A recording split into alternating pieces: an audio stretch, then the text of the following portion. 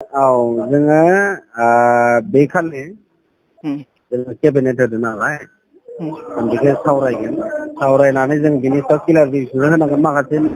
ओंखाराखै होनबा नंगौ नंगौ दा ओंखारनाय लोगो लोगो जोङो बेखौ होआबाबो जोंनिफ्राय गाज्रि जागोन नङा होमबा गाज्रि जागोन दिनैनि समावहा गाज्रि जालांगासिनो नों थासारिया होमबा सावरायनाया जों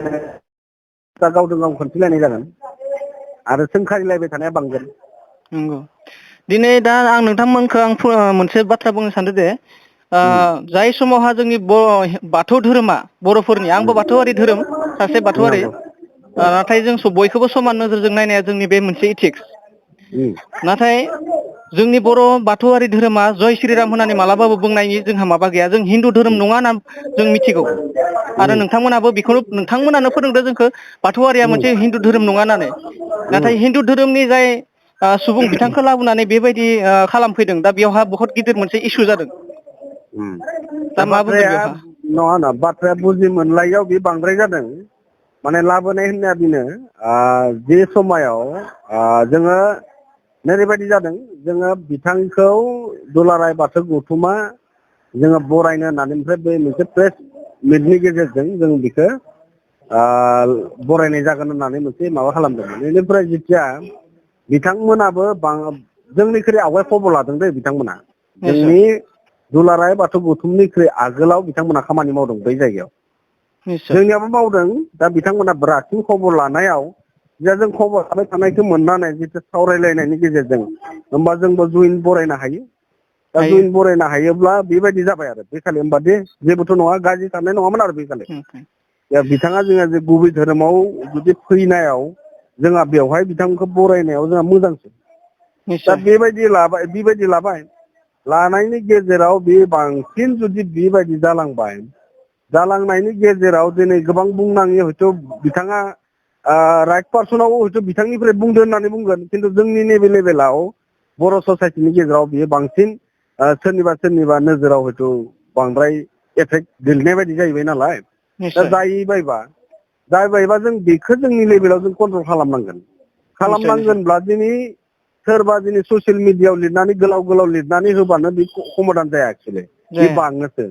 जों एक्सुवेलि बांदो जोंनि गेजेराव बिराद सिन्था सरसा जादों दुलाराय बाथौ गौथुमनि गेजेरावबो सिन्था सरसा जादों बियो अकल जानायनि दुलाराय जाहोनाव माबा बाथौ गौथुमनियावल' नङा बर' हारि नाङैनो बे मोनसे साननो गोनां जाना फैदों दा सत्य रन्जन बिथाङा जि बाथ्रा बुंदों बेखौ नोंथांमोना समर्थन खालामो नामा सापर्ट होयो नामा बेखौथ' जों सापर्ट होदो होननायनि बाथ्राथ' गैया जोङो बिथांखौ जोङो सापर्ट होदो होननानै बुङा मानो होनबा बिथाङा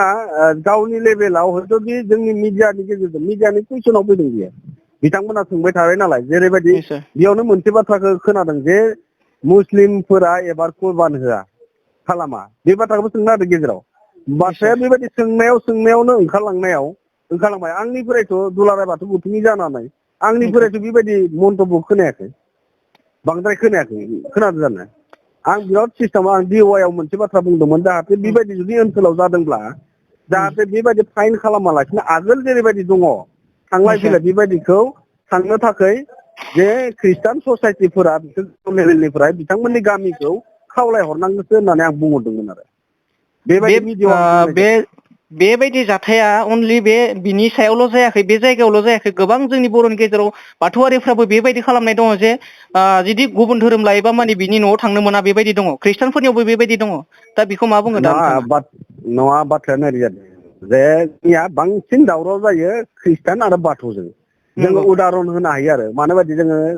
माबायाव नों लकडाउननि समाव बिनि आवगायनि बाथ्राखौ बुंलाङो सनितपुर डिस्ट्रिक्ट बेलसेरि बिथिं मन्टु मोसाहारि होननायनि न'खराव बिथांमोनखौ लोमजानायनि सोलो बोलो माबा खालामनानै लांबाय लांनायनि उनाव मा जादों माबा खालामबाय जे बिथाङा जे खृष्टान धोरोम ग्रहन खालामबासो जे लोमजानाया ओरै ट्रिटमेन्ट ओरै खालामनाय जागोन जाबाय नंगौ जानायनि उनाव जेथिया ट्रिटमेन्टबो खालामनायनि उनाव साननैसो थानानै न'खरनि बाथौसालिखौ बेबो दौरिसोमोन दै नंगौ बाथौसालिखौ दानफायनानै सावनानै जों पुलिस केस होलायनाय जादों बे लकडाउननि समाव दा नंगौ बे निस्सय थांबाय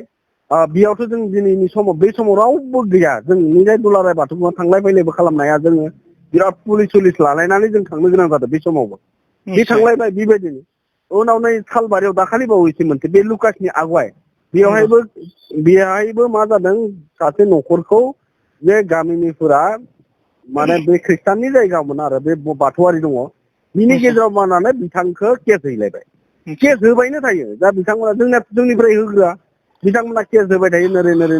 आं बे समाव बे मोनसे आंनिफ्राय मिथिनाय हिसाबै आं फोरमायनो सानदों जे लुकास बर' नामामोन बिथांनि नामा लुकास बैखौ आं बसुमतारी बिथांनि माबाखौ निउसखौ आं कभार खालामदों फार्स्ट टाइम बड'लेण्ड बुब्लिया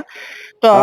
बिथांखौ केस होनायनि गुबै जाहोना जाबाय मोनसे ख्रिस्टानारि धोरोमा मोनसे बिजनेसारि धोरोम होननानै बिथाङा माखासे निउसाव फोरमायदोंमोन थ' बेखौ लानासो बिथांमोना केस होनाय जादोंमोन बेबायदि जादों बै समाव लुकासआ केस होआखै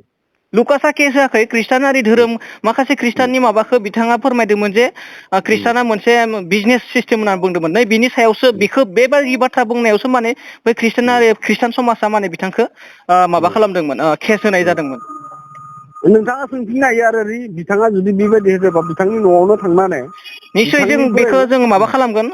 जों नाजागोन बिथांनिसिम थांनो ओमफ्राय जों लास्टाव दा ससियेल मिडियायाव नोंथाङा नुनो मोनखादों जे सत्यरन्जन बराजों बाथौआरि धोरोमा दैदेनजादों नामा बेयाव मा बुङो नोंथाङा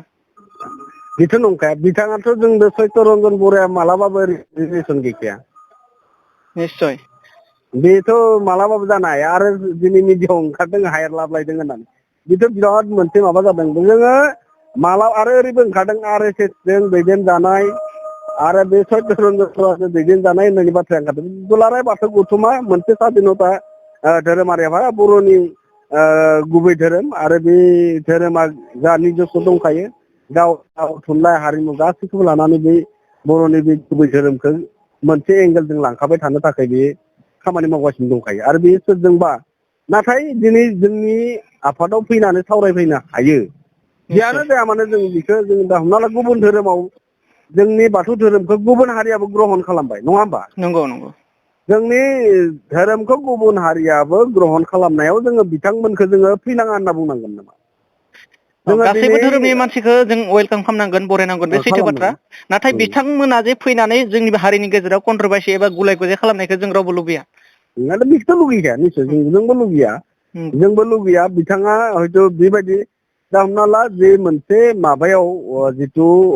SC जे दाननाङा होननाया बे जोंनि दुलाराय बाथौ गौथुमाबो बुंनो हाया आरो सोरबायाबो बुंनो हाया बे जाबाय मोनसे संबिजिताव मोनसे थिखां जाखानाय नङा होमबा मोनसे दफा दंखायो बे दफा मथे दिनै दुलाराय बाथौ गौथुमा दिनै बुंबानो बि जागोन बा सोरबा बुंगोन बिथ' नंखाया आरो जोङो बुङाखैबो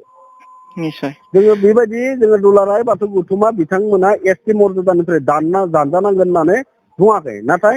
मोनसे बाथ्राया बेनो जोङो दुलाराय बाथौ गौथुमा जे जोंनि मेन स्टेन्डआव जों थाखागोन आरो जोंनि